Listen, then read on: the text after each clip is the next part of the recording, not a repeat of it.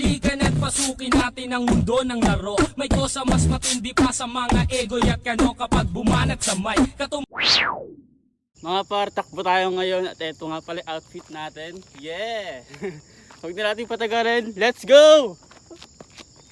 1K in, isira lang tayo ngayon mga par kasi kailangan natin mag-recover dahil dun sa naglong run tayo last week kasi medyo masakit pa yung legs ko.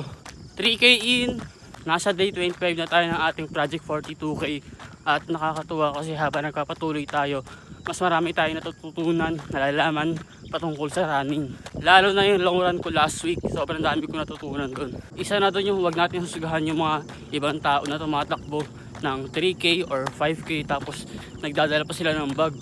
Kasi magkakaiba naman tayo ng experience ng karanasan. Hindi porket kaya natin tumakbo ng 5K nang hindi umiinom ng tubig, kaya na rin ng iba. Kaya ayun, huwag natin susugahan yung ibang tao na gumagawa ng ganun. Isa, baka kasi hindi talaga nila kaya, baka nahihirapan sila, di ba?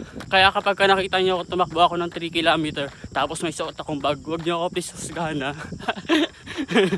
5K done.